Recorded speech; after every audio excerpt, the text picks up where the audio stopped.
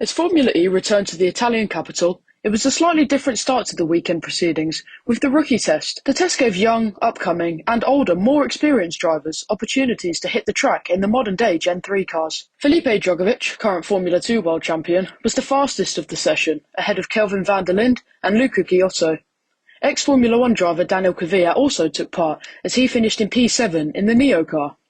Taking to the second ever longest Formula E circuit would have been beneficial for these drivers, with the cars really pushed to their limits around the 2.1 mile long circuit, which included 19 corners. After some time worrying about the substitutes in their machinery, and whether they were being taken care of, the Formula E grid made their way onto the track for the practice sessions of round 13.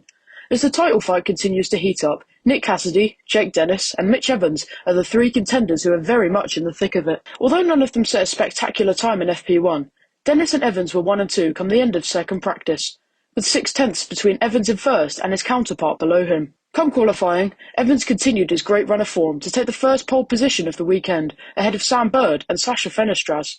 Albeit a clean start, the front three would keep swapping places in the opening laps, before a terrible crash on lap 9 brought out the red flag. After Bird lost the rear of his Jaguar between turns 6 and 7, multiple cars came together and piled up, a sight nobody wanted to see or even expected. The race got back underway though, after everything was cleaned up.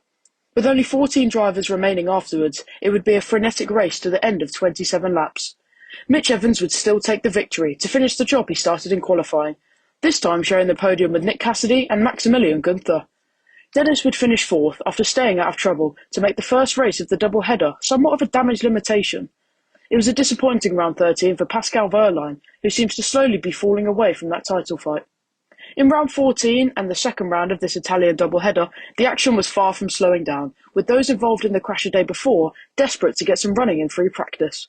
In what seemed like a miracle, the mechanics in the garages worked their wonders to ensure their cars were fit and ready to race. With every car ready to go for practice, it was a testament to the work done by those mechanics. There was only one practice session before qualifying too, so that hour of running was vital for the teams and drivers. You could have probably guessed at least one of the top three, as Dennis and Cassidy were first and second in the session, ahead of Norman Nato. Mitch Evans was 4th. It wasn't an easy hour for the Mahindra team, as both drivers' sessions went downhill at near enough the same time. Roberto Merhi hit the wall before teammate Lucas de Grassi stopped on track at turn 15.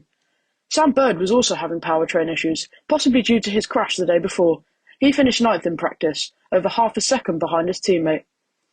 In qualifying, it was an intense battle for pole between two championship giants. At the end of the first part of qualifying, those to reach the draws from Group A were Bird, Cassidy, Dan Ticktum and Evans. And from Group B, it was Dennis, Sebastian Buemi, Nato and Günther. The draws had some close battles, but the usual names prevailed, with the semi-finals consisting of teammates Evans and Cassidy against each other, and Dennis and Nato on the other side. The top two in the standings would prevail to set up an almighty final duel. With only 5 points between them in the standings, it was an intense battle, as both drivers set their laps. Dennis started poorly with oversteer in the opening corners, but he was still just under a tenth up after Sector 1. He then had a super second sector and was nearly 3 tenths up as their laps reached their conclusions. Cassidy improved in the final sector, but he missed out by a stunning 7/100ths of a second. In the race, Dennis would have laughed if you told him he'd lead the championship by 24 points afterwards.